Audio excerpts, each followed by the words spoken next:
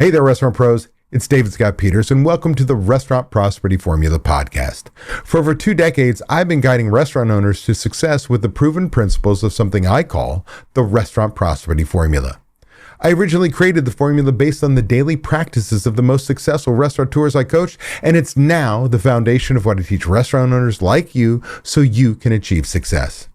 What do I mean by success? Success is a restaurant owner who dictates the terms of their life and their bank account instead of their restaurants dictating those things for them. Success is a restaurant owner who has freedom from the restaurant and the financial freedom they never thought possible. How you define success is up to you, but I do know the way to achieving it is using the Restaurant Prosperity Formula. This season, I'm diving even deeper into the core elements of the formula: leadership, systems, training, accountability, and taking action. Along with my insights, you'll hear from special guests, industry experts, and inspiring success stories from fellow restaurant owners who've turned their businesses around and found their definition of success. In this episode, number 143, we're tackling too many projects, no traction. How to decide what actually matters. Let's get started. But first, a word from our sponsor. Boost your restaurant's performance with the Service with Style's secret shopping program. Get comprehensive reports with photos, customized visit templates, a vast network of experienced shoppers, and a fantastic scoring system so you know exactly what your guests are experiencing. You control the frequency and rotation. No minimums, no contracts, no cancellation charges, and no hidden fees. Enjoy industry-leading reporting and scoring software, plus a 10% discount off the price, and your first shop is free. Set up a quick call today at www.servicewithstyle.com/DSP. Restaurant pros, I want to start with a pattern I see on coaching calls all over the time. A member jumps on the call, says things like, "David, this year is going to be big for us." At first, that sounds exciting. Growth, momentum, opportunity. Think about it, the optimism, the excitement about the new year. But then, the list starts rolling. Construction projects, better use of systems, more accountability with managers, technology we're paying for but not really using, EOS, marketing, succession planning. The list goes on. And somewhere around item 4 or 5, the tone starts to change. Because what they're really saying, without saying it, is, "I'm overwhelmed and I don't know where to start." Here's the truth. The truth that I want you to hear right now. You don't have a project problem. You have a decision problem. Think about that. When decisions don't get made, everything stays open. And open loops create stress, and stress kills execution. Today, I'm going to walk you through a project prioritization checklist that I use with my members to turn chaos into clarity. This is not about doing more. This is about doing the right thing in the right order. Let's get started. Step 1 is set the goal. So again, the first step on this checklist that I'm providing you is that the goal is not, to do more projects. The goal is decide what to do first. Most restaurant pros think overwhelm means, they've got to move faster, work longer hours, push harder. But here's the deal. Speed without direction doesn't create progress. It creates burnout. If everything feels important, your brain refuses to choose. So you nibble at everything and finish nothing. So step 2 on this list is list every project. So this next step is very simple. List every project. But let me be very clear. 1 project per line. And for clarity's sake, construction is not a project. Systems is not a project. Marketing is not a project. Those are umbrellas hiding multiple initiatives. When you force yourself to write each project separately, something uncomfortable happens. You realize how much is actually on your plate. That's not failure, that's awareness, and awareness is how we make change. What breaks if you skip this step?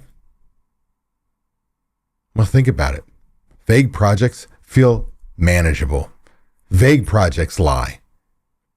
You think you can get more done, but honestly, all you do is create this list of things that quite honestly aren't going to get done because you don't know the first thing that needs to happen.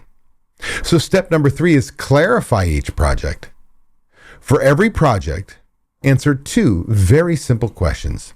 The first question, number 1, what problem does this project solve? Think about it. If I'm going to do this, what problem does this solve? That's important. The second question is, what happens if we do nothing for the next 90 days? Think about that. Right? We know what this solves, but if I don't do anything for the next 90 days, what'll happen? See, if nothing truly bad happens in 90 days, the project may be important, but it is not urgent. Urgent and important are not the same thing. See, we can create a list of everything is important. That's where the overwhelm comes from. Holy crap, look at all these important projects. There's a very big difference between urgent and important. Everything's important. Why would it be on your list if it wasn't important? So we've got to really hone in on what's urgent. Step 4 on the checklist, sort these projects into 3 buckets. Okay, what do I mean by this? Now sort the project into 3 buckets. These buckets are must do, should do, and nice to have. Let me explain. Must do, right? The bucket of must do. These are things that have to do with safety, compliance, cash flow. These are things that have hard deadlines. If this doesn't get done, something breaks. Think about it. The second bucket are should do. Systems, training, accountability, visibility. These create leverage. This is much of what we teach. Yes, while some of the systems that we teach become must-dos, many of them are should-dos. When you start looking at, a construction project, when you start looking at something like putting safety guidelines in place because you've had an injury, much more important than adding some accountability. And then there are times where we may have worked on your budget which was your must-do, and now the should-do of systems have turned into must-dos because now with the budget, I need the systems in place to achieve that budget. See where I'm going here? The third bucket is nice to have. These things are helpful, valuable, not critical right now. And that might be the marketing initiative. You've been wanting to play the leader of your restaurant, work on marketing, budgets, lead your team, develop your managers, hold them accountable, work strategically on the business, move it forward. But you've got some must-dos that are in the way right now, where the marketing part of that is nice to have because you've got some big things that are critical to your business that cause harm if you don't do something in the next 90 days. See, if everything on your list is in the must-do bucket, that bucket is meaningless because everything cannot be a must-do. That is more than a crisis situation. That's impossible. Step 5, when it comes to this checklist, is set the sequencing rule. So here's the rule. 1 major initiative per quarter. Holy crap, what did I say? 1 major project. 1 big thing per quarter. Now look, if some of these projects are light, maybe it's 2, max 3. Especially if you're not in a position where you've got management team and department heads and people that can take on some of these projects on their own, that they don't need 100% of your time. But you personally, 1 project, 1 major initiative at a time. Maybe 2 or 3 if they're light. See, parallel execution kills restaurants. It overwhelms your managers. Take on too many projects and you say, we're making this change and this change and this change. We're doing this and this and this. And the management team starts to get overwhelmed. It kills follow through. Oh my gosh, where do I start? I just keep starting, but never see anything through because there's always something getting in the way. It trains your team just to wait you out. This too will go away. Another harebrained idea, another big project the owner wants to get done. I just have to wait. Step 6 on the checklist. choose the next 90 days. This is where the hard part comes in. Choose one project for the next 90 days. Again, maybe 2 or 3, but be very careful here. Overwhelm is real. Think about all the times you've looked at that list and you've started multiple things at the same time and none of them get done. That doesn't do you any good. That doesn't move the ball forward. That just creates overwhelmed, again, burnout. Everything else, if it's not that one project, maybe 2 or 3, they go into the parking lot. Not forever, just for now. If you don't choose, your calendar will. Think about it. If you don't choose the one thing you're going to work on, your calendar will, because you're going to get too busy and nothing will get done. And your calendar, well, it'll choose poorly because that's what's been working for you up till now. And when I say working for you, that's how you've been doing your projects. It's not been working because you've had initiative after initiative after initiative that just fail to get done. Step 7 on the checklist is define success. This is huge. This step is a non-negotiable. Now, hear me out. This could be the hardest part for any entrepreneur to do because I want you to have clarity. I want you to write an outcome statement exactly like this. By blank, we will blank. By blank, we will blank. So by implementing the system, we will save $30,000 a year. By implementing this system or this project, we will have our restaurant open in 90 days. Think about it. By blank, we will blank. And those verbs aren't necessarily implement, improve. It's not work on. It's examples like this maybe. By June 30th, we will complete weekly margin edge reviews with our general manager. By June 30th, we will complete margin edge reviews with every GM. So if you've got multiple restaurants, you're going through using margin edge software, you're paying attention to your food and beverage costs, and we're going to make sure weekly we review. Well, that's very specific. How about by quarter 3, DSP systems, that's me, David Scott Peters, are being followed and audited weekly. Notice that wasn't that they were being implemented. They're in place. But what we have not done is had that accountability. And so we're going to make sure that they're being followed and we're going to audit them on a weekly basis. Very clear. How about one more? By May 15th, the construction project is complete and open to guests. Opening the new dining room, opening a new restaurant, you name it. Very specific and clear. And has to be done. It's a hard deadline. Those go into the must-do bucket. If you can't write the sentence, the project isn't clear enough. Think about it. If you can't write that sentence, it's not clear enough. Step 8, assign ownership. This is a big one. Every project needs an owner, one owner, and every project needs one person holding them accountable. Now, for a lot of this, you as an owner, if we have multiple projects, we might assign it to our general manager, to our chef or kitchen manager, to someone else on the team, but you're going to hold them accountable. One person owns it, and one person holds them accountable. Without accountability, things do not happen. If that person is always you, by the way, if you keep putting your name as the owner and the person supposed to hold it accountable, if you're on all these lists for all these projects, you don't have a system. You have dependency. You have a restaurant and a management team or lack thereof that is dependent on you to do everything. And if you are the only one to do things, this list of projects, whether it's one item or 3, is not going to get done because everything else in the day-to-day is going to, well, take you off course. There's a new excuse, a new reason for not getting something done. And then burnout and overwhelm happen. And you just give up. Step 9 on the checklist. What are your next 3 actions? So you need to identify the next 3 actions. I've got to do this, this, this. So you've got your project, but you've got a list of actions, to-do lists in order for it to get done. So for instance, it's almost like opening your restaurant in the first place.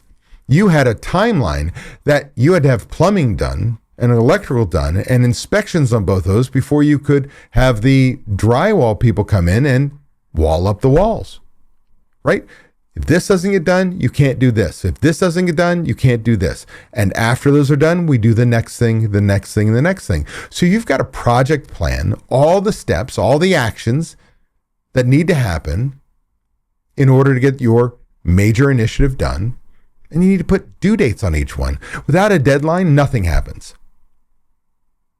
Like I can tell you that I am deadline driven. Without a deadline, I can push something else very easily. I can find 5 other things that make me want to do those instead of the thing that I have to do. Without the deadline, it doesn't get done. But man, when I get a deadline, it is amazing the fire that gets lit under me. I'm going to make that deadline. If I miss it, it's going to be very close. So deadlines are so important. Big projects don't fail because they're hard. They fail because the first step is unclear. Step 10 on the checklist is set accountability. We've got to find a way to close the loop. So what do? We schedule regular check-ins. And in so, we're going to review things like progress, key metrics, any blockers that are stopping you from getting done, or somebody else who's in charge of that project. If these things are not reviewed, again, it's not important. Now here's a bonus. What happens when a new project tempts you? Because that's going to happen all the time. There's always I want to do this next thing. This is really important to me. Before adding anything new, ask yourself this. Does this replace the current priority or compete with it? There is a good chance that something comes up and it is new deadline driven. Let's take, for instance, you've got a major project in the kitchen. A pipe broke and it's got to be fixed now or you're not in operation. Well, that very easily replaces anything else you're working on. That is deadline driven. That is costing you money. That is doing a lot of damage to your business. Or, man, I'd really like to, I saw this speaker talk about marketing and I want to do this new marketing project, but your plate is already full. And that's going to compete with what you're working on. And all of a sudden it's going to take your eyes off the ball, your eye off the prize. And you start working on the next new project that the other one doesn't get done. So does this new project replace your current priority or compete with it? Next, will this matter in 90 days? Right? It goes back to that one of the original questions. What happens if I do nothing? What'll happen in the next 90 days? We're going to use the same pair of glasses to look at this project and go, 90 days, what happens? Because you have to decide, am I reacting or am I leading? As the leader of the business, am I reacting to something that's gone on or am I truly leading my business forward? Because this checklist we've gone over is all about leading your business forward, moving the company forward. Because you've determined this project is the one thing that must get done. Now, most shiny objects are distractions in disguise. Especially as entrepreneurs, we want the next new thing. Often it's very difficult to start and finish a project.